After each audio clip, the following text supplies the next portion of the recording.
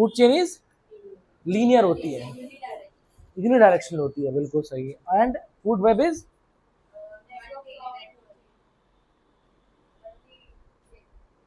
What is multi networks of food chain, समझ में आ गया।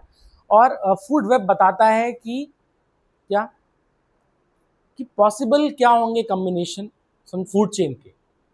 मेरी बात समझ आ गई, ठीक है। और फूड वेब में ध्यान देना, फूड वेब में हर एक ऑर्गेनिज्म दूसरे ऑर्गेनिज्म से कहीं ना कहीं जुड़ा हुआ है, चाहे वो डायरेक्टली हो चाहे वो इनडायरेक्टली हो। मेरी बात में उसमें आ गई, ठीक है ना। तो फूड चेन देखा हमने, फूड वेब देखा हमने, और हमने जो है एनर्जी का कल फ्लो भी देखा। तो एनर्जी का फ्लो कैसे होगा, हमेशा हायर टू लोअर है, पक्का।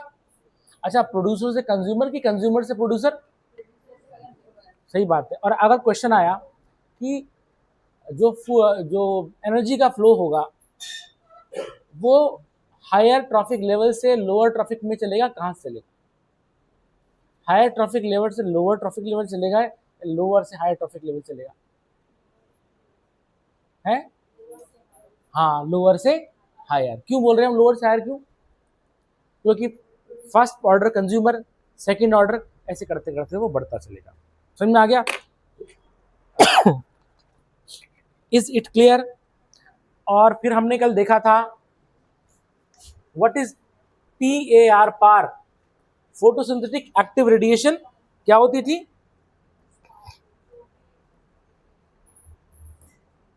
है। What is photosynthetically active radiation, क्या होता था। हाँ। कौन बताएगा मुझे, ढंग से बताएगा, तुम बताओ भाई। ठीक है, हाँ बताओ भाई। जो भी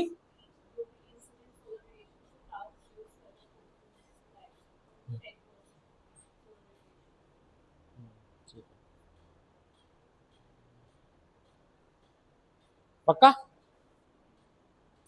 देखो, PAR क्या था, इसको हम बोलते हैं फोटोसिंथेटिकली एक्टिव रेडिएशन। जितनी सोलर रेडिएशन आ रही है, समझ में आ गया, ठीक है, सोलर रेडिएशन आ रही है वो सब के सब जो है यूजफुल नहीं होती प्लांट्स में फोटोसिंथेसाइज करने के लिए। उसमें से कुछ पोर्शन ही जो है क्या लिया जाता है, प्लांट्स द्वारा लिया जाता है, मतलब जो उसके लिए, सॉरी, उसके लिए बेनिफिशियल है। मतलब जो है इंसिडेंट सोलर रेडिएशन का पूरा पूरा स्पेक्ट्रम नहीं, कुछ स्पेक्ट्रम का रेंज जो है फोटोसिंथेसिस करेगा। अब वो समझा गया, उसको हम बोलेंगे PAR। अब इस जितना PAR है उसमें से 2 से 10% ही प्लांट उसमें फोटोसिंथेसाइज करेगा और न्यूट्रिएंट मतलब बायोमास का फॉर्मेशन करेगा। PAR के बाद तुम्हारा जो है ये करेगा। इज इट क्लियर, ठीक है। और फिर हमने क्या देखा था, हाँ ये देखा था हमने, ठीक है ना, ये है। अच्छा, और कितने तरह की फूड चेन होती थी, grazing food chain and detritus food chain. Detritus food chain क्या होती थी बताओ, कौन बताएगा मुझे। तुम कहाँ थे भाई कल, घर ही रही होगी बिल्कुल जो है। हाँ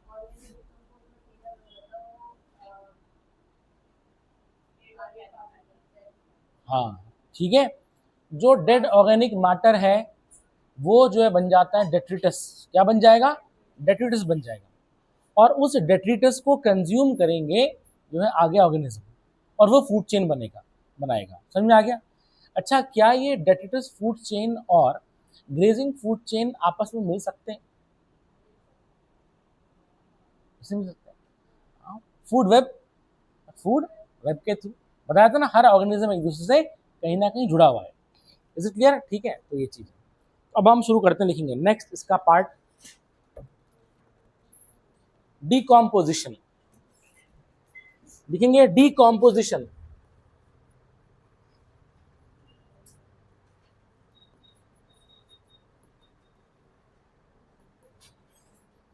डीकॉम्पोजिशन, देखें, सबसे पहली बात,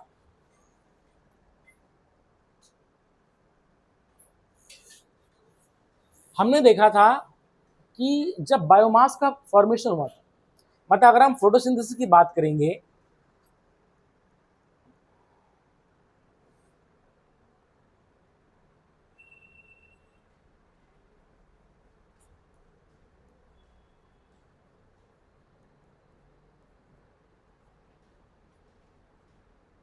ऐसा था, इसमें ग्लूकोज रख सकते हैं, ठीक है। अब क्या होगा डिकम्पोजिशन में, अच्छा ये हमारा क्या हुआ, ऐसे बायोमास बना हमारा इस तरह से। अब डिकम्पोजिशन में क्या होगा कि वो जो हमारा स्ट्रक्चर है, जो ऑर्गेनिज्म है वो, अच्छा ये क्या है, एक ऑर्गेनिक कंपाउंड है, ये क्या है, ऑर्गेनिक कंपाउंड। डिकम्पोजिशन में ऑर्गेनिक कंपाउंड अपने रिस्पेक्टिव इनऑर्गेनिक कंपाउंड्स में ब्रेक होगा। मतलब जो है, जहां से मतलब जो है एबायोटिक कंपोनेंट से लिया था ऑर्गेनिज्म ने और अपना बायोमास बनाया था, और उसके में क्या होगा, डिकम्पोजिशन में वो दोबारा से वही लौट जाएगा जहां पर से वो आया था। सिंपल सी बात, ठीक है। तो मतलब जो है एबायोटिक कंपोनेंट, या हम देखेंगे these two are inorganic substances, inorganic substances. तो हम देखेंगे ऑर्गेनिक सब्सटेंस जो है इनऑर्गेनिक सब्सटेंस में जब टूटेगा उसको हम बोलेंगे डिकम्पोजिशन। मेरी बात मुझे समझ आ रही है, ठीक है ये चीज। अब हम उसमें देखेंगे कि किस तरह से जो है कितने कितने तरह के से ये डिकम्पोजिशन होता है, समझ में आ गया। इसमें हम देखेंगे फ्रेगमेंटेशन, इज इट क्लियर। इसमें हम देखेंगे तुम्हारा जो है लीचिंग प्रोसेस, मेरी बात समझ गई, ठीक है ना, इस तरह से हम देखेंगे, ठीक ये चीज। तो उसमें देखेंगे डिकम्पोजिशन क्या है। अच्छा, और ये जो डिकम्पोजिशन करेगा वो ऑर्गेनिज्म कहलाते हैं डिकम्पोजर्स। क्या कहलाते हैं, डिकम्पोजर्स कहलाते हैं, समझ में आ गया, ठीक है। जैसे कि बैक्टीरिया हो गया, इस तरह से देखेंगे decomposers. Decomposers break down complex organic matter. Decomposers break down complex organic matter into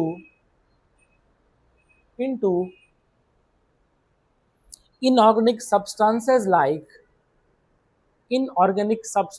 like carbon dioxide, water, and nutrients.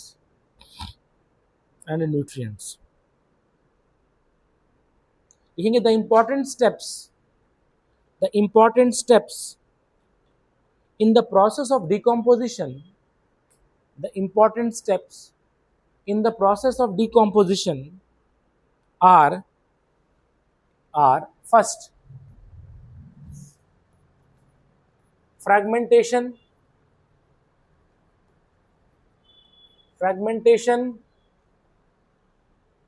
Leaching. अच्छा जरूर नहीं है उसको तुम एक साथ ही लिखो, मतलब रैंडमली चलता रहता है, होगा या नहीं होगा वो अलग बात है। कैटाबॉलिज्म लिखेंगे हम, कैटाबॉलिज्म। पॉइंट नंबर 3 ह्यूमिफिकेशन लिखूं मैं, यहाँ लिखूं,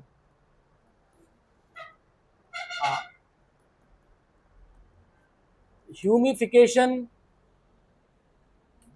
एंड मिनरलाइजेशन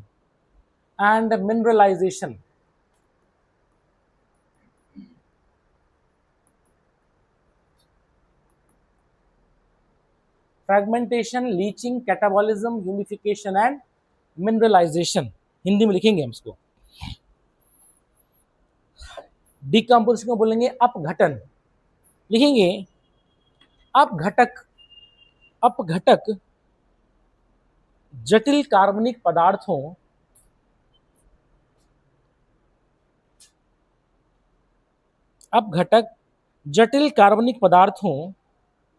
को कार्बन डाइऑक्साइड,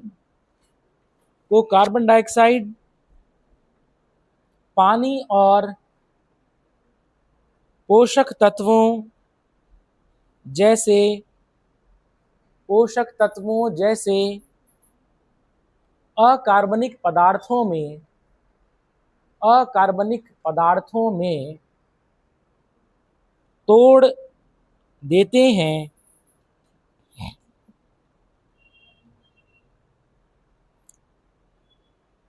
और इस प्रक्रिया को अपघटक कहा जाता है। अपघटक कहा जाता है, सॉरी हाँ, अपघटन कहा जाता है। अपघटन कहा जाता है। देखेंगे अपघटन प्रक्रिया के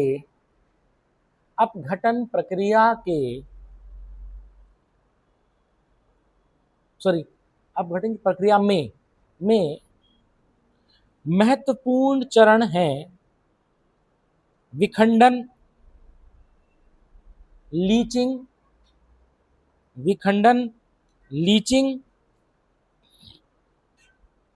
कैटाबॉलिज्म, ह्यूमिफिकेशन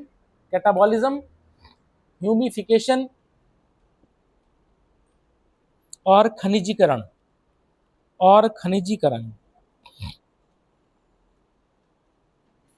ठीक है। तो सबसे पहले हम लिखेंगे फ्रैगमेंटेशन। हिंदी में क्या बोलते हैं,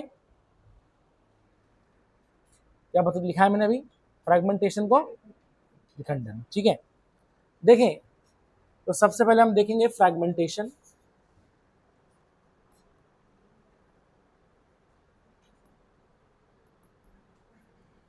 देखें जो हमारा ऑर्गेनिक सब्सटेंस है, ठीक है, सुनो भाई बातें नहीं, ये हमारा सॉइल में है, क्या है, सॉइल में है, ठीक है, ऐसी पड़ा हुआ है। अब क्या होगा कि जो डेट्रीवोर हैं क्या करेंगे, डेट्रीवोर क्या करेंगे, इसको जो है फाइन पार्टिकल्स में तोड़ देंगे और अपना जो है वो न्यूट्रिएंट जितना हो सका उनको ले लेंगे, बाकी वो एक्सक्रीट कर देंगे। मेरी बात समझ गई, ठीक है। तो हम बोलेंगे उसको क्या बोलेंगे, फ्रैगमेंटेशन। इज इट क्लियर, मेरी बात समझ गई। देखो जैसे कोई पत्ता है, ठीक है, पत्ता जैसे कि पत्ता है, जैसे कि पत्ता टूटा, ठीक है, टूटते टूटते टूटते इसमें छोटे छोटे से जो है पार्टिकल्स बन गए, इस तरह से ऐसे बन गए। मेरी बात समझ गई। अब क्या होगा कि ये जो डेट्रिटस जो है तुम्हारे कहाँ है, मिट्टी में है, ठीक है। अब जो डेट्रीवोर होगा वो इसको कंज्यूम करेगा, समझ में आ गया, कंज्यूम करके जो उससे इससे जितना न्यूट्रिएंट लेना हो वो ले लेगा। मेरे बात समझ आ गई, ठीक है ना। और हम देखेंगे कि क्या हो जाएगा कि इसका थोड़ा सा ये क्या हो गया, टूट गया। और अब एक्सक्रीशन के थ्रू जैसे हम देखेंगे, अपनी बात करेंगे, हमने प्रोटीन कंज्यूम किया, तब हमने खाना खाया, ठीक है, खाना खाया तो उसमें प्रोटीन भी था, कार्बोहाइड्रेट था, इस तरह से। अब क्या होगा कि वो जो है ब्रेक डाउन होगा और हमारी बॉडी को जो चाहिए वो हो जाएगा। और हम देखेंगे हमारी बॉडी ने क्या किया, उस जो टॉक्सिक सब्सटेंस था उसको यूरिया और यूरिक एसिड के रास्ते बाहर निकाल दिया। But urea and uric acid they are both organic compounds, है कि नहीं है, इज इट क्लियर।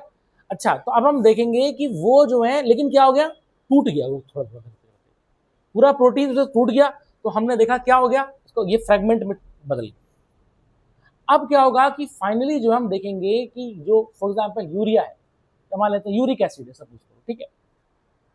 अब तुमने देखा होगा कि जैसे जब तुम सार्वजनिक शौचालय में जाते हो तो तुम्हें बड़ी पंजेंट स्मेल आती है, यूरिन की स्मेल होती है, ठीक है ना। क्यों, क्योंकि उस यूरिक एसिड पे which is an organic compound, उसको बैक्टीरिया डिकम्पोज करेगा और उसमें से वो जो है इनऑर्गेनिक सब्सटेंस को रिलीज कर देगा, दैट इज अमोनिया। मेरी बात समझ गई। तो क्या हुआ कि हमने जो है ऑर्गेनिज्म ने तो क्या कर दिया, नाइट्रोजन सब्सटेंस छोड़ दी, बट वो एक जो है ऑर्गेनिक कंपाउंड है, तोड़ दिया उसको। अब क्या होगा, लेकिन बहुत अभी हम देखेंगे बाद में, बैक्टीरियल एक्टिविटी की वजह से वो ऑर्गेनिक कंपाउंड टूटेगा, समझ में आ गया। और हम देखेंगे उससे अमोनिया जो कि एक इनऑर्गेनिक कंपाउंड है वो रिलीज होगा। So that pungent smelling gas in the toilet is your ammonia, उसकी स्मेल होती है। मेरी बात समझ गई। तो हम देखेंगे यहाँ पर क्या रहा है, डेट्रीवोर्स को तोड़ रहा है इनिशियली स्टेज में। मेरी बात समझ गई। अब तुमने देखा होगा, हम बोलते हैं ना वर्मी कंपोस्ट, सुना है तुमने वर्मी कंपोस्ट? केंचुए पालते हैं लोग, केंचुए पालते हैं तो क्या हुआ कि केंचुआ जो है वो मिट्टी वो में खाएगा, ये सब खाएगा, इसको खाएगा, अब वो क्या करेगा, एक्सक्रीशन करेगा। अब जैसे हम बोलते हैं गाय का गोबर बड़ा बेनिफिशियल होता है, ठीक है ना, तो क्या होगा कि उस अर्थवॉर्म से जो एक्सक्रीटा निकला उसमें नाइट्रोजनस कंपाउंड्स हैं, ऑर्गेनिक कंपाउंड्स हैं, तो उसने वो क्या उस मिट्टी में वो छोड़ दिए। समझ में आ गया? साथ में हमको बताया कि ऑब्वियसली बात है वो जो है वो ऊपर से नीचे जाता रहता है, तो मिट्टी में एरिफिकेशन होता है, मतलब हवा भी घुसती रहती है। तो एक तो हवा भी घुस रही है, साथ में क्या होगा, उसमें क्या होगा, इधर मिट्टी में नाइट्रोजनस कंपाउंड्स आ जाएंगे, ऑर्गेनिक कंपाउंड्स आ जाएंगे। अब क्या होगा, जब हम कोई भी प्लांट बोएंगे तो वो जो है बना बोना nitrogenous content plant readily absorb करेगा और अपना प्रोटीन का फॉर्मेशन करेगा। मेरी बात तो समझ में आ रही है? Is it clear? ठीक है, ये चीज होती है। तो हम देखेंगे कि उसने क्या छोड़ दिया, उसने एक्सक्रीशन किया है। ऑर्गेनिज्म, ध्यान देना, जब एक्सक्रीशन करेगा तो वो क्या करेगा, एक्सक्रीशन में वो मतलब जो अनडाइजेस्टेड फूड है, समझ में आ गया, और हम देखेंगे जो नाइट्रोजनस कंपाउंड्स हैं, समझ में आ गया, कंपाउंड्स हैं, ठीक है, वो उसको छोड़ देगा, या तो यूरिक एसिड के रूप में या तो यूरिया के रूप में उसको छोड़ देगा। समझ में आ गया? और वो दोनों के दोनों क्या होंगे, ऑर्गेनिक कंपाउंड। मेरी बात तुमको समझ में आ गई? ठीक है, ये चीज इज इट क्लियर? ठीक है। हाँ, पानी में रहने वाली मछलियां जो हैं वो अपना जो प्रोडक्ट है जो छोड़ती है, ठीक है, वो अमोनिया होता है। मेरी बात समझ में आ गई? ठीक है, और वो अमोनिया की वो पानी में है, और अमोनिया बहुत हार्मफुल होता है। समझ में आ गया? बेसिकली क्या होता है, जब हम प्रोटीन खाते हैं तो प्रोटीन का जो हमको चाहिए वो तो मिल जाता है, और जो नहीं चाहिए नाइट्रोजनस कंटेंट वो बनता है अमोनिया। क्या बनता है? अमोनिया बनता है। अब ये अमोनिया बहुत हार्मफुल होता है, और होता ये है कि ये अमोनिया बना और बॉडी में नहीं रहना चाहिए, तुरंत बाहर फेंक देना चाहिए। अब क्या होता है कि जैसे मछलियां इस तरह से, ठीक है, इस तरह, तो मछलियां क्या करेंगी कि उनकी बॉडी में अमोनिया बनेगा, और वो क्योंकि पानी पीती रहती है, समझ में आ गया, तो उसमें क्या होता है कि जो है पानी में हो जाता है डिजोल्व अमोनिया, और सीधा जो है बाहर फेंक दिया जाता है। बट ये अमोनिया जो है इट इज हाईली टॉक्सिक। मेरी बात में ये बॉडी में नहीं रहना चाहिए, बट क्योंकि वो पानी की कमी नहीं है वहां पर, तो वो क्या होता है, अमोनिया बन रहा है यूरिन के रास्ते कंटिन्यूसली में डिजोल्व हो जाता है और वो फेंका जाता है। तो जैसे ऐसे ऑर्गेनिज्म को बोलेंगे हम अमोनोटेलिक। क्या बोलेंगे? अमोनोटेलिक ऑर्गेनिज्म, मतलब जिनका एक्सक्रीटरी प्रोडक्ट अमोनिया होता है। मेरी बात समझ गई? ठीक है, ये चीज। लेकिन अब जैसे हम देखेंगे ह्यूमन है, ह्यूमन जो है यूरियोटेलिक होते हैं। हमारे में क्या होता है कि ये जो अमोनिया है, हमारे में अमोनिया बनेगा, लेकिन हमारा जो लीवर क्या करेगा, ये क्या करेगा, ये इस अमोनिया को इसमें कन्वर्ट कर देगा, और ये हो गया यूरिया। उसने क्या किया, इस अमोनिया में रीअरेंजमेंट किया, और समझ आ गया, CO2 जो थी इसके साथ मिक्स करके अब जो बना दैट इज योर यूरिया। अब ये यूरिया क्या होगा, ये तो बहुत हार्मफुल है। यूरिया कुछ समय के लिए बॉडी में रह सकता है, मेरी बात समझ गई, और धीरे धीरे करके जो है हमारी बॉडी इसको बाहर छोड़ती है। अब ध्यान देना क्या होगा कि ये एक ऑर्गेनिक कंपाउंड है, अब ये बाहर छूटेगा। जैसे हम बोलते हैं ना यूरिया की खाद, बोलते हैं ना यूरिया, ठीक है ना, ये चीज। Is it clear? ठीक है। Then we have leaching. Leaching क्या होगा, लीचिंग प्रोसेस में हम देखेंगे कि जैसे मान लेते हैं ये मिट्टी है, ठीक है, ये सॉइल है, इस तरह से दिस इज सॉइल। अब हम देखेंगे कि इंपॉर्टेंट जो अभी हम बात करेंगे मिनरल्स की, जो इन मिट्टी में मिनरल्स हैं या एसेंशियल न्यूट्रिएंट्स हैं। मेरी बात समझ गई? अगर क्या होगा, बहुत ज़्यादा बारिश होती है, अगर हम देखेंगे बहुत ज़्यादा बारिश है, ठीक है, हैवी प्रेसिपिटेशन है, तो मान लेते हैं कि ये जो है हमारे मिनरल्स हैं और न्यूट्रिएंट्स हैं। मेरी बात समझ गई? ठीक है, ये चीज़, और मोस्टली मिनरल्स है। ज़्यादा बारिश से ये क्या करेंगे, ये मिनरल्स नीचे चले जाएंगे। मेरी बात समझ गई? इसका मतलब क्या होगा कि ये इंपॉर्टेंट मिनरल नीचे चले गए, और हम देखेंगे धीरे धीरे करते करते क्या हो जाएगा कि सॉइल की सरफेस पे जहाँ पर हमारे जो हैं क्या होते हैं, जहाँ पर हमारे ग्रीन प्लांट्स होते हैं, इनको न्यूट्रिएंट नहीं मिलता, बट हम देखेंगे धीरे धीरे करके नीचे चले जाएंगे। मेरी बात तुमको समझ आ रही है? ठीक है ना? ये है।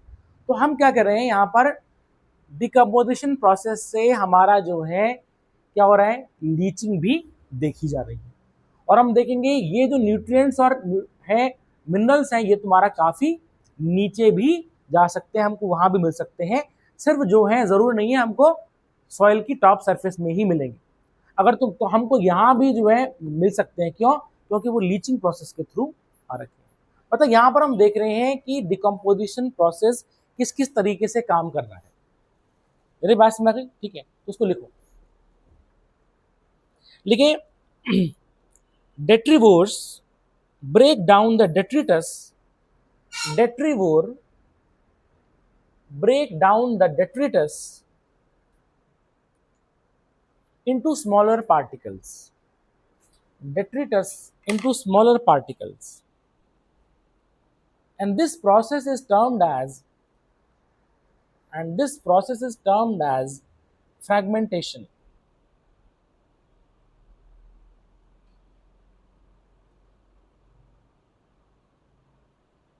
समझ में आ गया?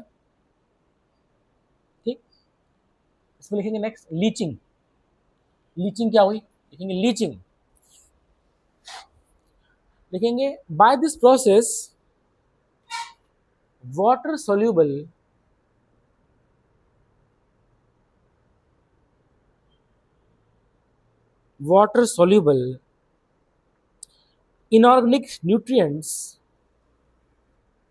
inorganic nutrients go down into the soil horizon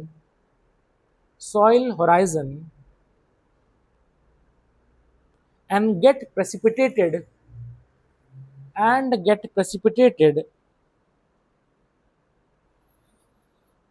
as unavailable salts. लिखेंगे इसमें हिंदी में फ्रैगमेंटेशन को, विखंडन। लिखेंगे अपघटक भक्षी जीव, या मतलब हम क्या बोलेंगे, डेट्रीवोर को क्या बोलेंगे हम?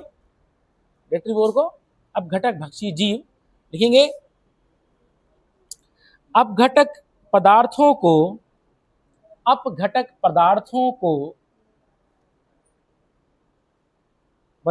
को छोटे छोटे कणों में तोड़ देते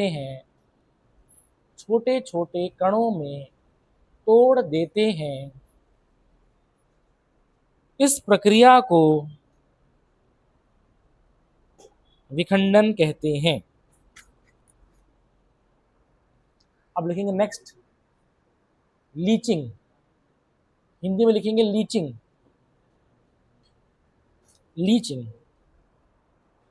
लिखेंगे इस प्रक्रिया द्वारा, बातें नहीं, इस प्रक्रिया द्वारा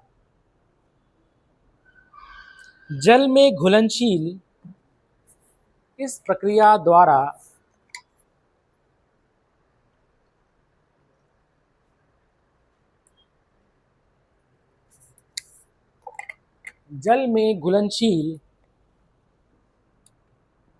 अकार्बनिक पोषक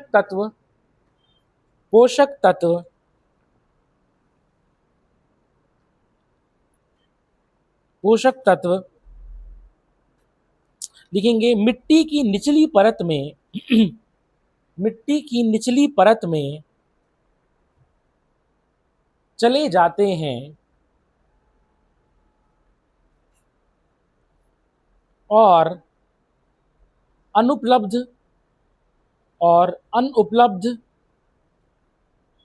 लवणों के रूप में अवक्षेपित हो जाते हैं। ठीक है,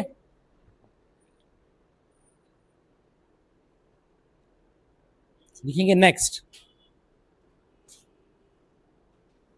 नेक्स्ट कैटाबॉलिज्म, लिखेंगे कैटाबॉलिज्म।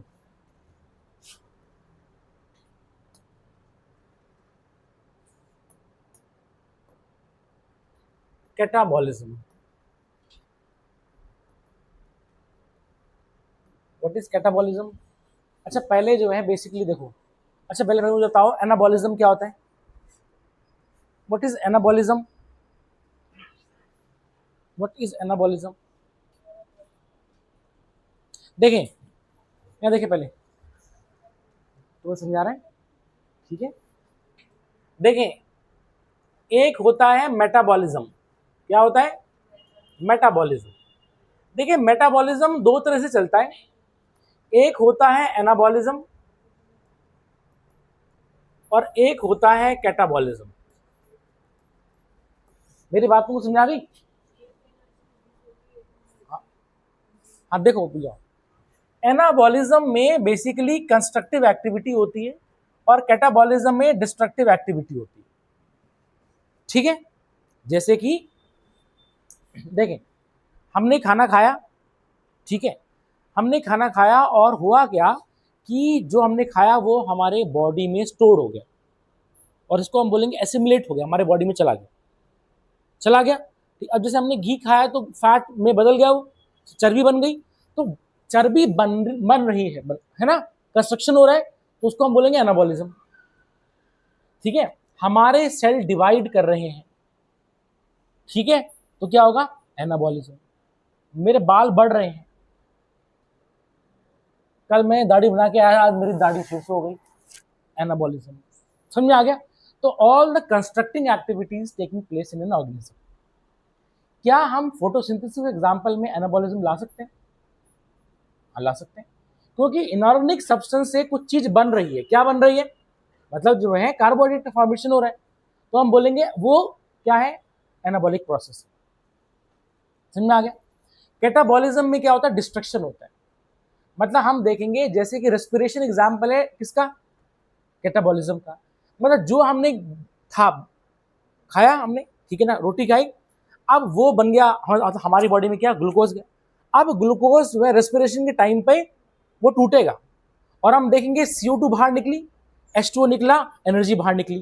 तो क्या था? जितना था वो कम हो गया। तो रेस्पिरेशन का एग्जाम्पल, श्वसन बोलते हैं उसको हम, उसका एग्जाम्पल क्या है? कैटाबॉलिज्म।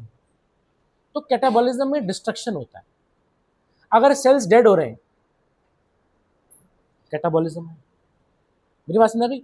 अच्छा, एनाबॉलिज्म और कैटाबॉलिज्म दोनों को मिला के हम बोलते हैं मेटाबॉलिज्म। समझ में आ गया? अच्छा, हम जिंदा तभी हैं जब एनाबॉलिज्म कैटाबॉलिज्म दोनों हो रहा है। बताओ कैसे? क्योंकि बिना रेस्पिरेशन के तो पॉसिबल नहीं है, एनर्जी तभी तो मिलेगी, तभी तो हम जिंदा है। मतलब ये थोड़ी ना कि कंस्ट्रक्शन ही कैसे होता रहेगा, कंस्ट्रक्शन के साथ साथ डिस्ट्रक्शन भी तो हो रहा है और हम देखेंगे एनर्जी रिलीज हो रही है ना, ठीक है ना, तो वो क्या है? कैटाबॉलिज्म है। समझ में आ गया? अब सुने इस चीज को हम, अच्छा इन दोनों को क्या बोलेंगे? एनाबॉलिज्म और कैटाबॉलिज्म। अब सुनो यहां पर एक चीज, अगर rate of anabolism will be higher than the rate of catabolism, then what will happen? क्या होगा? ग्रोथ होगी। ऑर्गेनिज्म ग्रो करेगा नहीं करेगा? पहले एक बीज था, कंस्ट्रक्शन हो रहा नहीं हो रहा उस पर, तभी तो पौधा बढ़ रहा है।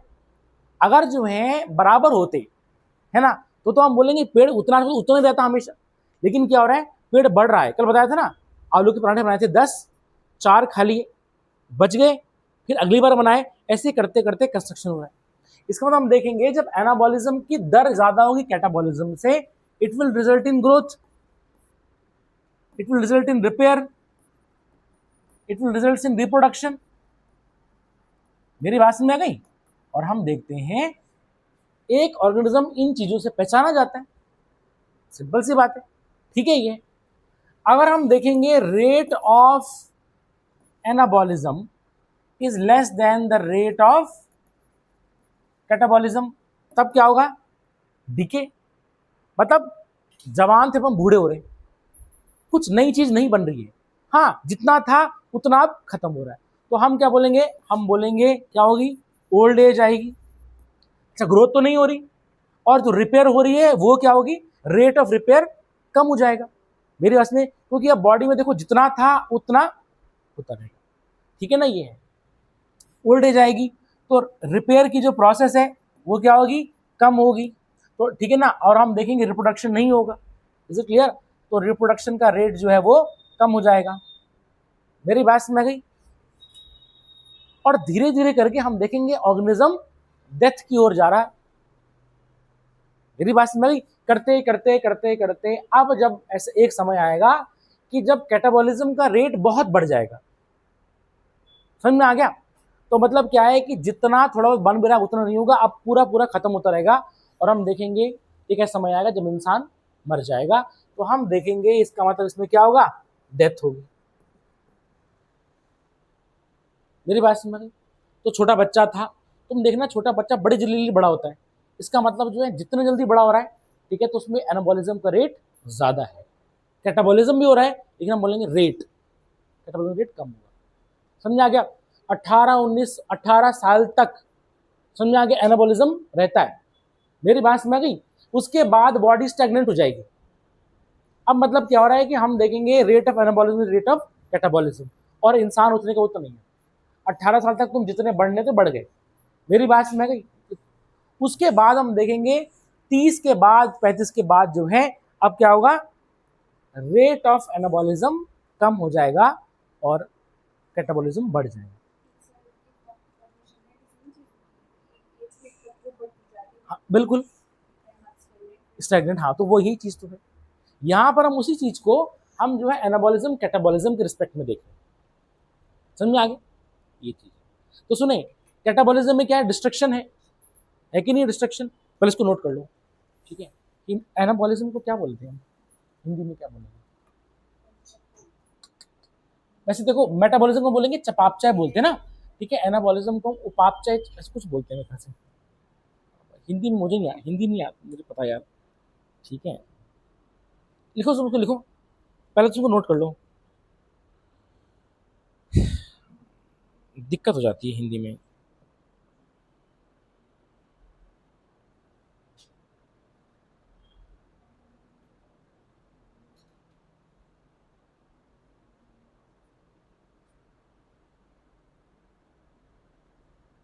अच्छा हाँ, एनाबॉलिज्म बोलते हैं उपचय, कैटाबॉलिज्म को बोलते हैं अपचय। एनाबॉलिज्म को उपचय, कैटाबॉलिज्म को अपचय, ठीक है।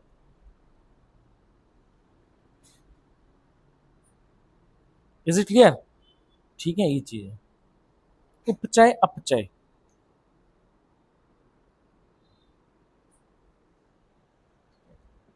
ये है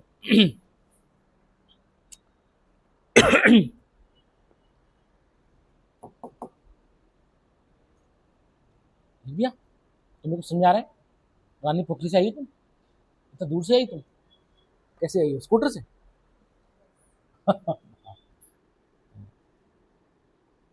नानी पोखरी तो मेरे ख्याल से उसके बाद ही है, जॉलीग्रांट के बाद है ना, ऋषिकेश की तरफ, जॉलीग्रांट से बाद है ना।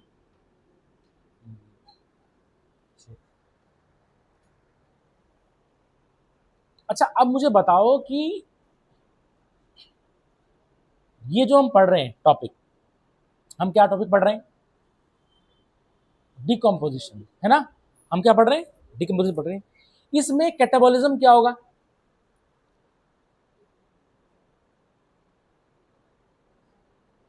सुनो, हम टॉपिक क्या पढ़ रहे हैं, डिकम्पोजिशन पढ़ रहे हैं। मैं कह रहा हूं इस, तुमने पता है एनाबॉलिज्म कैटाबॉलिज्म क्या होता है। इस डिकम्पोजिशन में कैटाबॉलिज्म क्या सिग्निफाई करता है, मतलब क्या होता है, इसमें क्या होगा। देखो पहली बात तो हुई कैटाबॉलिज्म क्या हो गया, डिस्ट्रक्शन हो गया। अब मुझे बताओ कि डिकम्पोजिशन में मतलब कैटाबॉलिज्म क्या हुआ। अरे है डिके होंगे, लेकिन कैसे, मतलब क्या हो रहा है, जो तुम्हारा डेट्रिटस था, डेट्रिटस था, कुछ तो कंज्यूम कर लिया था, समझ में आ गया। और क्या होता है कि डेट्रिटस की अगर बहुत छोटा डेट्रिटस है, समझ में आ गया, उस डेट्रिटस पे अगर जो है बैक्टीरिया या फंगस, समझ में आ गया, उसको डिग्रेड करेगी, तो हम देखेंगे क्या होगा, उसमें से इनऑर्गेनिक सब्सटेंस रिलीज हो जाएंगे। मेरी बात तुमको समझ में आ गई? भाई बहुत छोटा पत्ते का टुकड़ा था, अब क्या होगा कि ये टुकड़ा जो है, पत्ता जो है, ये अब हम देखेंगे इस पे बैक्टीरियल एक्टिविटी होगी, बैक्टीरिया फंगस लगेगी, और हम देखेंगे ये क्या होगा, था तो ये ऑर्गेनिक मैटर, और ये फाइनली क्या टूट जाएगा, इनऑर्गेनिक सब्सटेंस में टूट जाएगा। मेरी बात तुमको समझ में आ गई है? इसको हम बोलेंगे कैटाबॉलिज्म। ईशानी बताओ क्या बोला मैंने? मीन्स हम बोलेंगे when the detritus is finally broken down into the inorganic substance, then it is termed as a catabolism. And this catabolic activities जो है कौन करता है, योर बैक्टीरियल एंड एंजाइम और एंड योर फंगस जो होती है, फंगल होता है, ठीक है ना। तो मतलब हम देखेंगे बैक्टीरियल या फंगल एक्टिविटी की वजह से कैटाबॉलिज्म देखा जाता है। मेरी बात तुमको समझ में आ गई? तुम लोगों के भेजने बात घुसी? ठीक है, तो लिखेंगे इसमें, लिखेंगे bacterial and fungal enzymes, bacterial and fungal enzymes degrade detritus into inorganic substances into inorganic substances, and this process is termed as catabolism। Catabolism Hindi में लिखेंगे जीवाणु और कवक के एंजाइम, जीवाणु और कवक के एंजाइम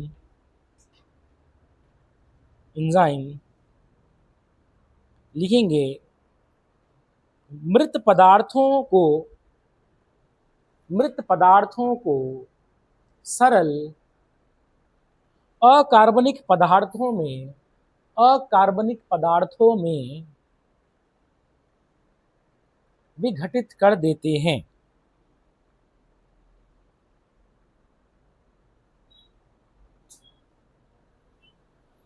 ठीक है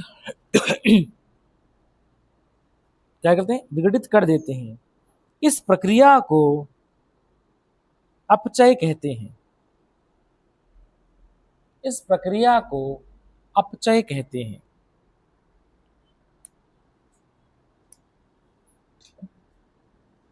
मेरी बात में आ गई? ठीक है, और लिखेंगे नेक्स्ट ह्यूमिफिकेशन। ह्यूमिफिकेशन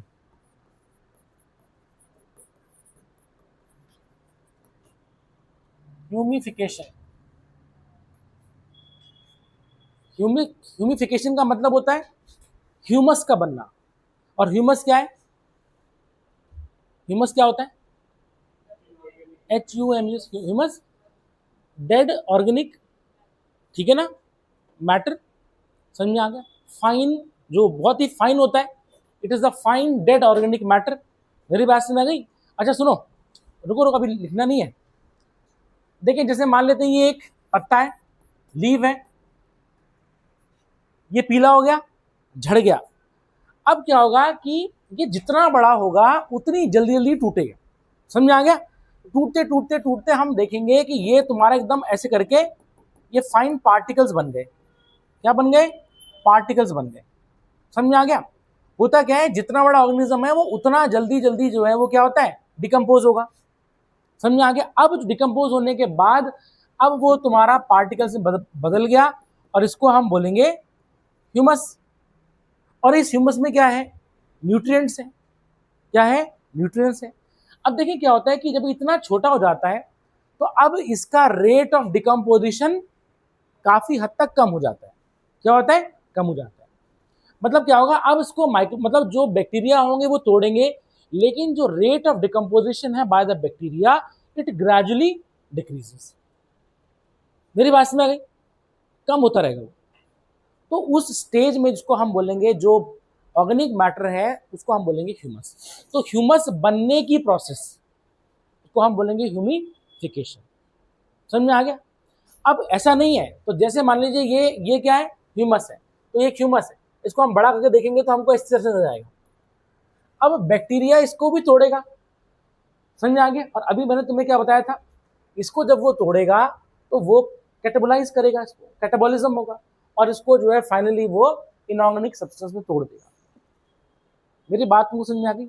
लेकिन हाँ, इस ह्यूमस का जो डिकम्पोजिशन है, रेट ऑफ डिकम्पोजिशन, वो काफी हद तक घट जाता है, और हम बोल देते हैं कि it is resistant to microbial action. मतलब जो माइक्रोब के एक्शन के काफी, मतलब उसको वो रेजिस्ट करता है। बट ऐसा नहीं है, अल्टीमेटली वो भी टूटेगा। बट हम देखेंगे उसका जो दर है, हमेशा हम लेंगे रेट ऑफ डिकम्पोजिशन काफी स्लो हो जाएगी। तो मतलब रेट ऑफ बैक्टीरियल एक्टिविटी होगी, बट वो काफी हद तक स्लो हो जाएगी। मेरी बात तुमको समझ आ गई? ठीक है, अब सुने, जैसे कि एक एग्जाम्पल, अगर ध्यान देना, हम देखेंगे टेम्परेचर ज्यादा है, ठीक है, और जो है ह्यूमिडिटी ज्यादा है, ह्यूमिडिटी भी ज्यादा है, ठीक है।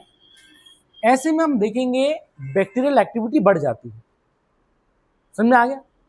बैक्टीरियल एक्टिविटी बढ़ जाएगी, तो जल्दी जल्दी कोई चीज डिकम्पोज होता क्या है कि जब टेम्परेचर हम कम करते हैं तो बैक्टीरियल एक्टिविटी घट जाती है, और साथ में अगर ह्यूमिडिटी कम है तो भी बैक्टीरियल एक्टिविटी कम हो जाएगी। यहां पर बैक्टीरियल एक्टिविटी का मतलब ये उसका जो डिकम्पोजिशन है। समझ में आ गया? जैसे कि तुम देखोगे रेगिस्तान है, सूखा है, ह्यूमिडिटी कम है, तो वहां पर क्या होगा कि अगर मान लीजिए पत्ता है, तो पत्ता उसका ह्यूमर वो धीरे धीरे, मतलब वो डिकम्पोज होगा जरूर, लेकिन बहुत ही धीरे होगा, क्योंकि वहां पर बैक्टीरियल एक्टिविटी कम देखी जाए, क्योंकि वहां पर क्या है, हवा ड्राई है।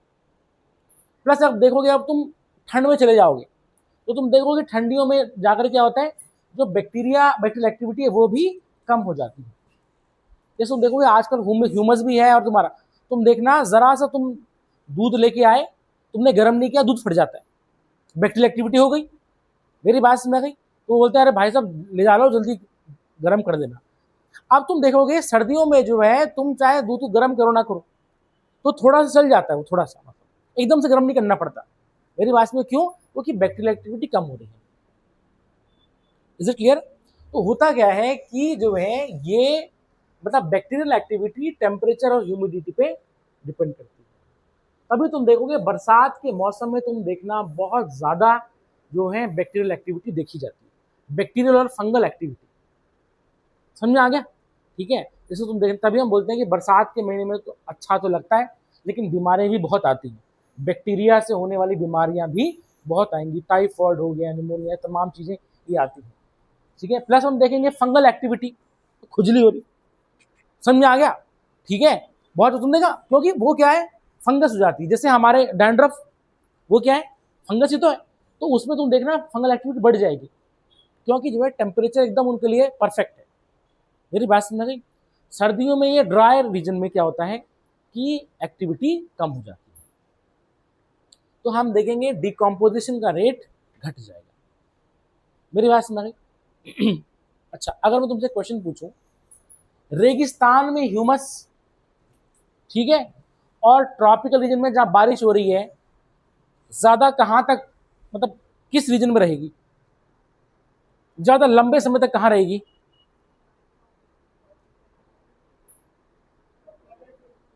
अच्छा सुनो, मेरे क्वेश्चन सुनो पहले। मैं ये कह रहा हूं कि जैसे कि एक पत्ता है, ठीक है, अब ये पत्ते को मैंने रख दिया रेगिस्तान में, और एक पत्ते को रख दिया मैंने ट्रॉपिकल रीजन में। समझ आ गया? ट्रॉपिकल रीजन में रख दिया है, ठीक है, और हम देखेंगे कि भाई वो डिके होगा। तो मेरा क्वेश्चन ये है कि ये पत्ता ज्यादा लंबे समय तक कहां रहेगा, डेजर्ट रीजन में रहेगा कि ट्रॉपिकल रीजन में रहेगा? डेजर्ट में रहेगा, बिल्कुल सही। क्यों? क्योंकि डिकम्पोजिशन का रेट कम है। क्यों? क्योंकि हवा ड्राई है। और अगर मैं तुमसे पूछूं कि ह्यूमस ज्यादा देर तक कहां बनी रह सकती है,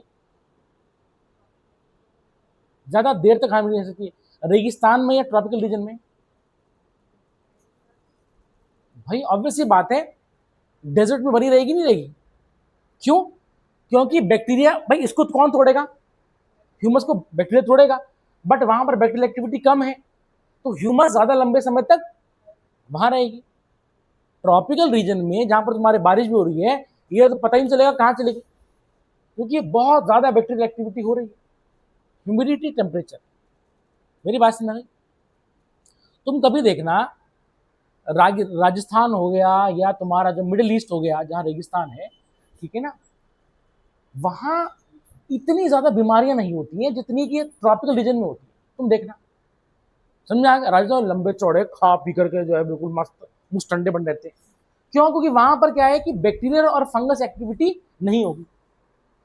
अब तुम देखना, जैसे कि बिल्कुल बरसात हो रही है कहीं पर, ये चीज है, तो ज्यादा बीमारियां हम देखेंगे, टाइफाइड, मलेरिया, जितना भी है वेक्टर बॉर्न डिजीज, समझ में आ गया? जहां पर पानी ज्यादा बरस रहा है, उमस ज्यादा है, वहां पर ज्यादा देखा जाएगा। मेरी बात समझ में आ गई? ठीक है। अब तुम मिडिल ईस्ट में मलेरिया नहीं देखोगे, देखोगे भी तो काफी कम देखोगे। क्यों? क्योंकि वहां पर ड्राई रीजन है, मच्छर कहाँ पनपेगा। मेरी बात तुमको समझ आ गई? ठीक है ना। होता क्या है कि अभी मैं तुम्हें बता रहा था उस दिन कि जिस रीजन में टेम्परेचर थ्रू आउट द साल ज़्यादा है, ह्यूमिडिटी ज़्यादा है, बारिश हो रही है, वहाँ पर बायोडाइवर्सिटी ज़्यादा होगी। मेरी बात मुझे समझ आ गई? ठंडी वाली जगहों में बायोडाइवर्सिटी कम होती है, और यहाँ बायोडाइवर्सिटी का मतलब जो है सारी लाइफ है, बैक्टीरिया से लेकर के फंगस से लेकर हर चीज़ है। इज इट क्लियर सपना?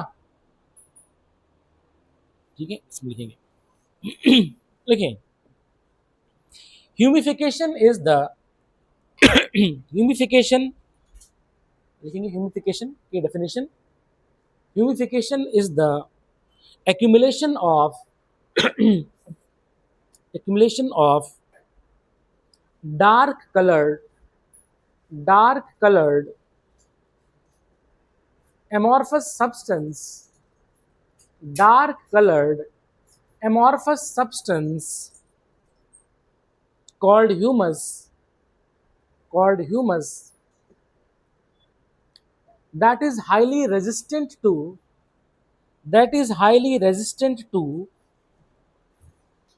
microbial action, that is highly resistant to the microbial action and undergoes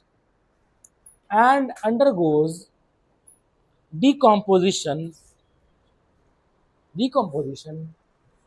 at an extremely slow rate. Decomposition at an extremely slow rate. लिखेंगे, it is colloidal in nature. It is colloidal, COLLOIDL. It is colloidal in nature and serves as the reservoir of nutrients. समझ आ गया? पोषक तत्वों की खान है, ठीक है, reservoir of nutrients.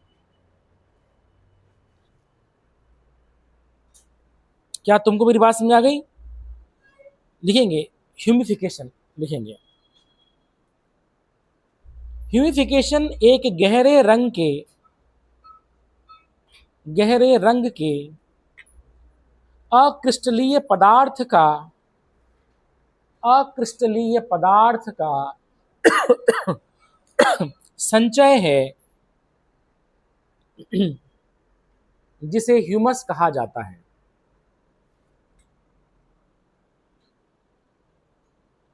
यह सूक्ष्म जीवों की क्रिया के प्रति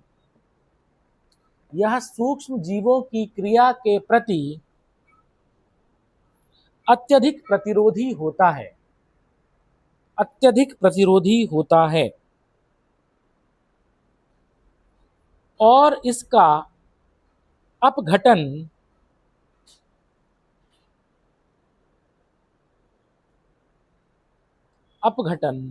बहुत धीमी गति से होता है। यह कोलोइडल प्रकृति का होता है, यह कोलॉइडल प्रकृति का होता है और पोषक तत्वों के भंडार के रूप में कार्य करता है। वो पोषक तत्वों के भंडार के रूप में कार्य करता है।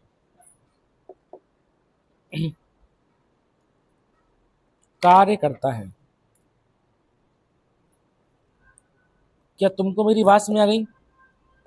ठीक है, ठीक। Next, mineralisation.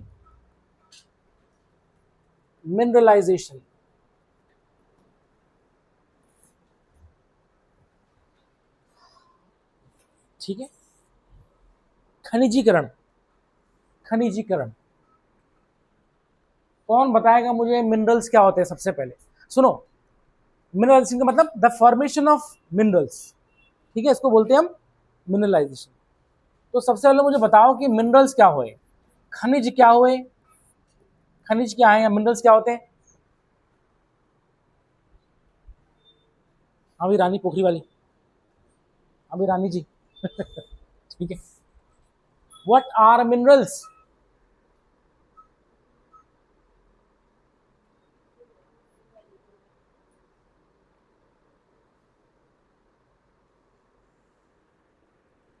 हम कहते हैं हमें मिनरल्स भी चाहिए होते ना, चाहिए होते ना, चलिए मिनरल्स में चाहिए होते हैं। तो क्या है मिनरल्स, क्या है मतलब है? हाँ, इनऑर्गेनिक न्यूट्रिएंट्स को हम बोलते हैं मिनरल्स। समझ में आ गया? अब सुने, लेकिन मिनरल्स बेसिकली क्या है? कोई भी ऐसी चीज, जरूर नहीं हो न्यूट्रिएंट हो, सुनो, कोई भी इनऑर्गेनिक सब्सटेंस जो कि सॉलिड हो, नॉन लिविंग हो, समझ में आ गया? ठीक है, उसको हम बोलते हैं mineral.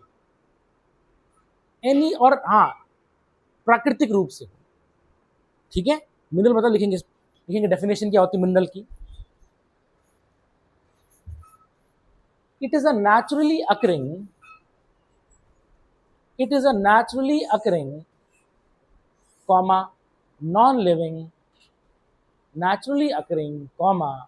non-living comma inorganic comma solid substance। उसको हम क्या बोलते हैं? मिनरल कहते हैं। ठीक है ना, लिखेंगे प्राकृतिक रूप से पाई जाने वाली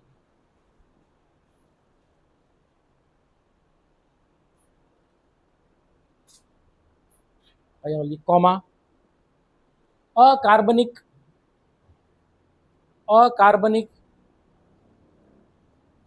ठोस तत्व खनिज है। अकार्बनिक ठोस तत्व, सॉलिड ठोस तत्व लिखेंगे खनिज कहलाते हैं। अच्छा,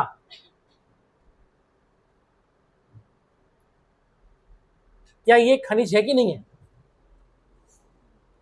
कैल्शियम कार्बोनेट खनिज है, मिनरल है सपना? अच्छा, और ये मिनरल है क्या? ये मिनरल है? NaCl मिनरल है कि नहीं है? नहीं है ना? तो मतलब कैसे, तुम बताओ कैसे नहीं है? रानी पोखरी, तुम्हारा नाम आज से रानी पोखरी हो गया बस। हाँ बोलो। है मतलब कार्बन नहीं है उसमें, तो जो कार्बन जिसमें नहीं होगा वो क्या कहलाएगा?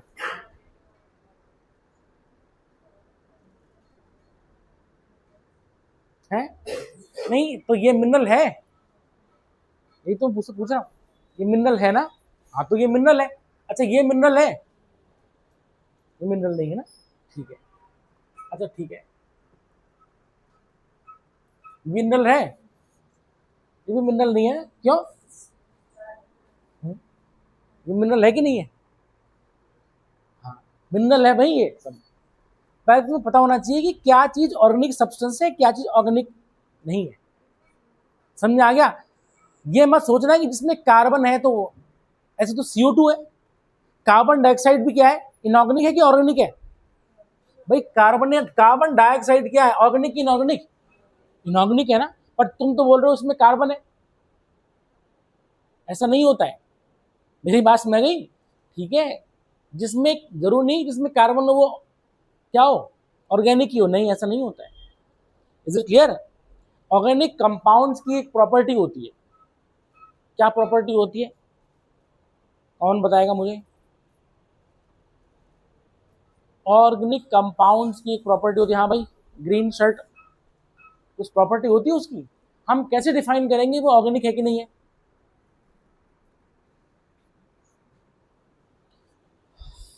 कितने लोगों के पास यहाँ साइंस थी 10th तक?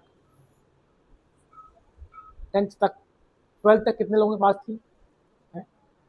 12th तक कितने लोगों के पास थी? तुम पे थी रानी पोखरी, 12th तक थी, है ना? और ग्रेजुएशन में किसके पास साइंस थी? ग्रेजुएशन में किसके पास साइंस थी भाई? बताओ यार, ऐसे होनहार लोग बताओ। तुम कैसे पता लगाओगे कोई चीज ऑर्गेनिक है कि नहीं है? है? तुमने एक चीज बोली भी क्या, कैटिनेशन, बिल्कुल सही। हाँ ये आंसर है भाई। अगर कोई जो है कैटिनेशन फॉलो कर रहा है, कैटिनेशन मतलब ये होता है कि कार्बन कार्बन कार्बन बॉन्ड बना रहे हैं आपस में, catenation property organic compound show करता है। मेरी बात समझ गई? ठीक है ना, ये चीज है। और तुमने क्या बोला, टेट्रावेलेंसी, तो कार्बन की जो इस तरह से ऐसे करके है। मेरी बात समझ। अब इसमें क्या है, यहाँ पर दूसरा कार्बन लग गया, ऐसा होता है। हाँ ये ऐसा हो सकता है कि यहाँ पर डबल लग जाए, हाँ या ऐसा हो सकता है कि यहाँ पर ट्रिपल लग जाए, है ना? तो टेट्रावेलेंसी प्रॉपर्टी, दूसरी बात catenation property. Now carbon has the property to form long chains, और ऐसे लॉन्ग चेन बनेगी तो उसको हम क्या बोलेंगे, ऑर्गेनिक कंपाउंड बोलेंगे। But carbon dioxide, carbon monoxide, they doesn't show such property, and that's why they are inorganic compounds. खैर मैं उसमें नहीं जाऊंगा अभी, समझ में आ गया? ठीक है, ठीक है, क्योंकि मुझे ऑर्गेनिक केमिस्ट्री पढ़ाने के पैसे नहीं मिलते हैं ठीक है, बात में आ गई? Is it clear? तो ध्यान ध्यान देना, कैल्शियम कार्बोनेट क्या हो गया, एक इनऑर्गेनिक कंपाउंड है, और ये इट्स अ मिनरल, कुछ भी चीज, समझ में आ गया? Al2O3 मिनरल है, Al2O3 मिनरल है, Fe2O3 मिनरल है, सिंपल, मिनरल है सारे सारे। Is it clear? तो हमें सुनो, हमें क्या, हमें मिनरल्स की रिक्वायरमेंट होती है, किसकी रिक्वायरमेंट होती है? मिनरल्स की रिक्वायरमेंट होती है। Is it clear? ठीक है, ये चीज लिखें, मिनरलाइजेशन। अच्छा तो मिनरलाइजेशन क्या होगा, व्हाट इज मिनरलाइजेशन? मतलब जो डेट्रिटस है, कुछ बैक्टीरिया क्या करेंगे, इस डेट्रिटस को फाइनली मिनरल्स में तोड़ देंगे, मतलब इनऑर्गेनिक कंपाउंड्स में तोड़ देंगे, और उसमें से कुछ मिनरल्स निकल आएंगे, उसको हम बोलेंगे मिनरलाइजेशन। क्या बोलेंगे? मिनरलाइजेशन। मेरी बात तुमको समझ में आ गई है? ठीक है, तो लिखेंगे इसमें, humus is further degraded, humus is further degraded by some microbes, humus is further degraded by some microbes and releases inorganic compounds, and releases inorganic compounds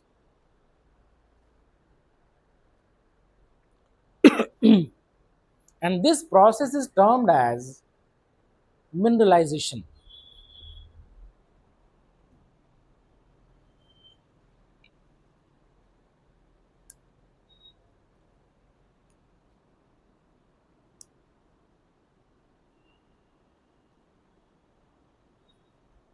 Is it clear? Hindi में लिखेंगे, खनिजीकरण, कुछ सूक्ष्म जीवों द्वारा, कुछ सूक्ष्म जीवों द्वारा ह्यूमस का और अधिक अपघटन होता है, अपघटन होता है, अपघटन होता है और खनिजीकरण नामक और खनिजीकरण नामक प्रक्रिया द्वारा और खनिजीकरण नामक प्रक्रिया द्वारा अकार्बनिक पोषक तत्व या पोषक तत्व मुक्त हो जाते हैं।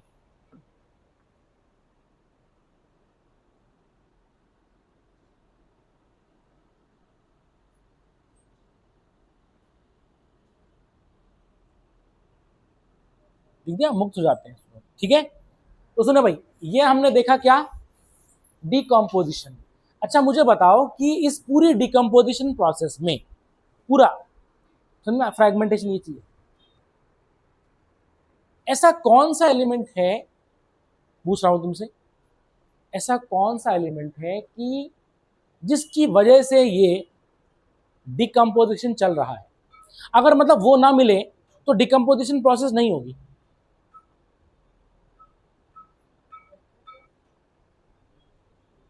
डेट्रिटस तो डिकम्पोज होगा ना, बट मैं कह रहा हूं उसको डिकम्पोज करने के लिए क्या चीज चाहिए? ऑक्सीजन, बिल्कुल सही।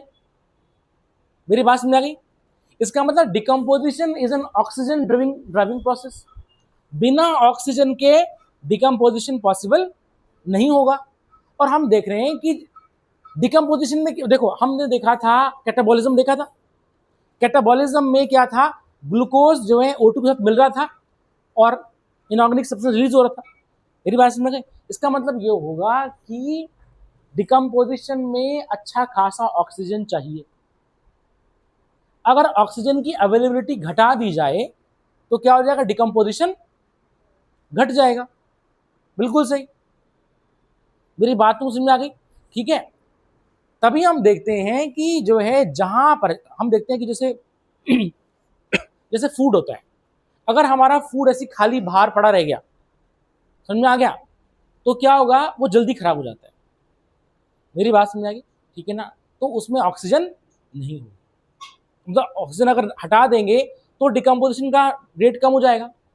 जैसे तुमने देखा होगा पैक्ड फूड होते हैं ना, तो पैक्ड फूड में ऑक्सीजन हटा दी जाती है और उसमें जो है इनर्ट गैसेस भर दी जाती है, समझा, नाइट्रोजन भर दी जाती है। उससे क्या होगा कि खाना सड़ेगा नहीं, क्योंकि बैक्टीरिया उसको डिकम्पोज करेगा और उससे वो टॉक्सिक सब्सटेंस रिलीज करता है, टॉक्सिन्स रिलीज करेगा, केमिकल्स। मेरी बात समझ गई? मेटाबॉलिज्म में कुछ तो एनर्जी गेन की, कुछ क्या किया, उसने कुछ केमिकल रिलीज कर दिए, वो टॉक्सिन्स होते हैं, तो वो उससे कम हो जाता है। Is it clear?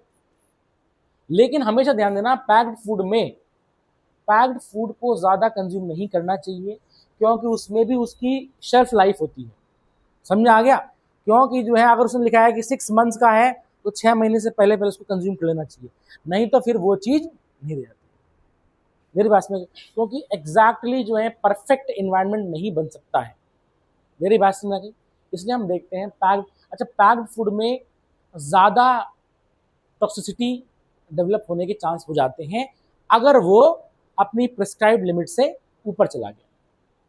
समझा? हम तभी बोलते ना, खाना गर्मा गर्म बना है उसको तुरंत खा लो, ये गर्म, अच्छा देखो, गर्म होगा, टेम्परेचर ज़्यादा है तो अगर बैक्टीरिया, वायरस होंगे, फंगस होंगे तो वो मर जाएंगे उसमें। मेरी बात समझ, हाई टेम्परेचर।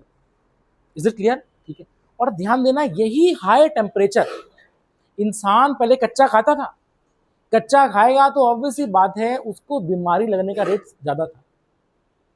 और हमने क्या किया, जब से हम जो है खाने को पका के इंसान ने खाया, तो हम देखते हैं कि पहली बात क्या हुई, हमको ज़्यादा एनर्जी गेन हुई। दूसरी बात ये हुई कि इंसान का सर्वाइवल रेट बढ़ गया। मेरी बात समझ आई? क्योंकि भून करके खाने में बैक्टीरिया, फंगस जितना भी है वो सब खत्म होते चले गए। और हम देखते हैं कि पहले के ज़माने में जो पेरियोडिक टाइम था, जब इंसान को आग नहीं पता थी, उस समय मोर्टेलिटी रेट ज़्यादा था। लेकिन जैसे करके उसने पकाना शुरू किया, इंसान का मोर्टेलिटी रेट कम होता रहा। मोर्टेलिटी रेट कम होने से जो है उसकी पॉपुलेशन बढ़ी। मेरी बात समझ आ गई? ठीक है, ये चीज। और हम देखेंगे फिर वो पूरी अर्थ पे छा गया। आज वही वही है। Is it clear? ये चीज है। तो हम देखेंगे ये चीज देखिए इसमें नोट नीचे लिखेंगे नोट decomposition is largely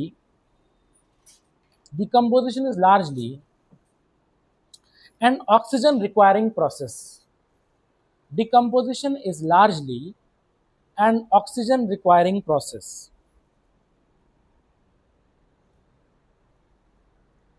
इसमें लिखेंगे temperature and soil moisture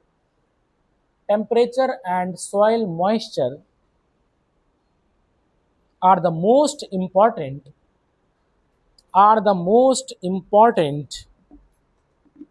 climatic factors that regulate decomposition.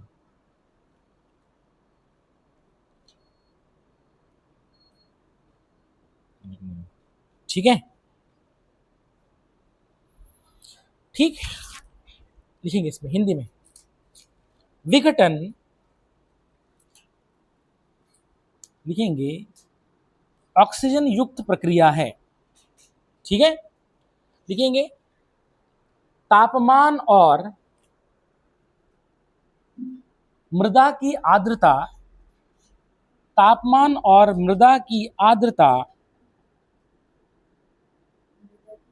आर्द्रता लिखेंगे महत्वपूर्ण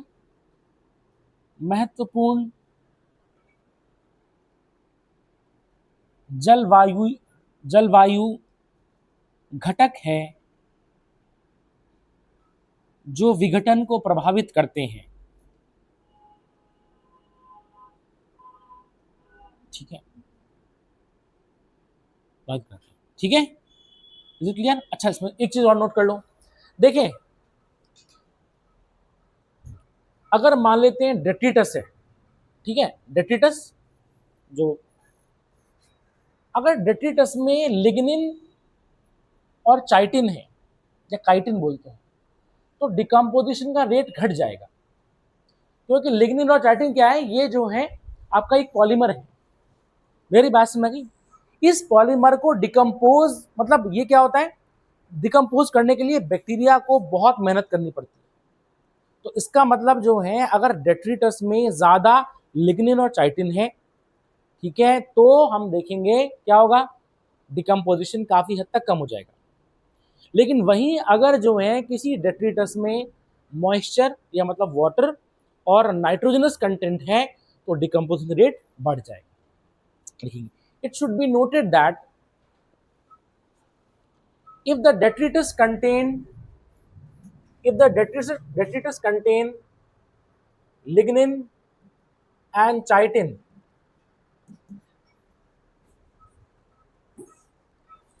then the rate of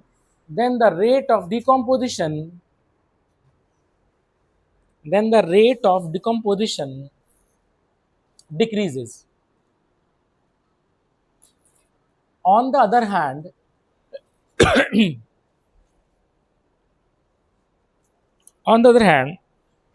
if the detritus is rich in nitrogen,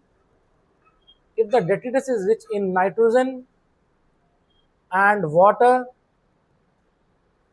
then the rate of decomposition will be higher. ठीक है, लिखेंगे अगर detritus में लिग्निन और चाइटिन होते हैं, तो विघटन की दर घट जाती है।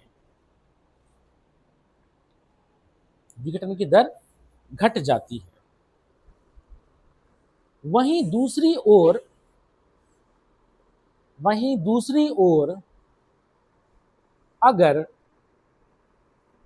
डेट्रिटस में नाइट्रोजन और पानी होता है, तो विघटन की दर बढ़ जाती है। नाइट्रोजन और पानी होता है तो विघटन की दर बढ़ जाती है। ठीक है, ठीक है। अच्छा, लिग्निन कहाँ पाया जाता है? प्लांट्स में, नोट कर लेंगे, स्पेशल नोट। लिग्निन लिखेंगे, they are found in plants, they are found in plants and they are complex, and they are complex cross linked organic, complex cross linked organic polymer found in cell walls, of most terrestrial plants, cell wall of most terrestrial plants। लिखेंगे lignin एक जटिल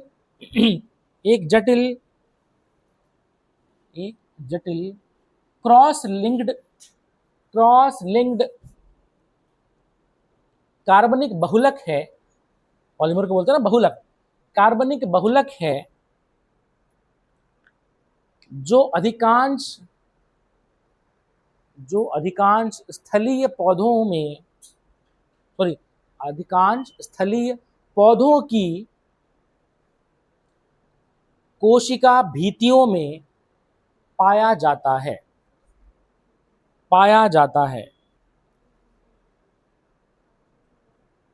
समझ में आ गया? अब लिखेंगे next चाइटिन,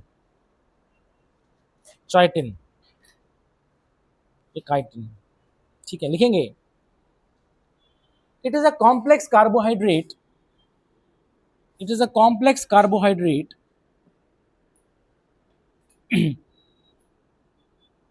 and a polymer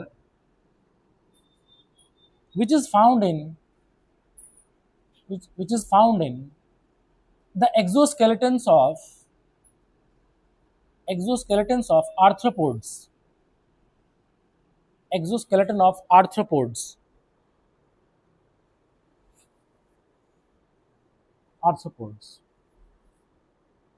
arthropod को हिंदी में क्या बोलेंगे? आर्थ्रोपोड ही बोलते हैं इसको ना। हाँ, लिखेंगे चाइटिन एक जटिल लिखेंगे है, अच्छा एक जटिल लिखेंगे, मैंने इंग्लिश में क्या बोला था? हाँ, एक जटिल कार्बोहाइड्रेट है जो कि एक बहुलक है और यह आर्थ्रोपोड के बाह्य कंकाल में पाया जाता है,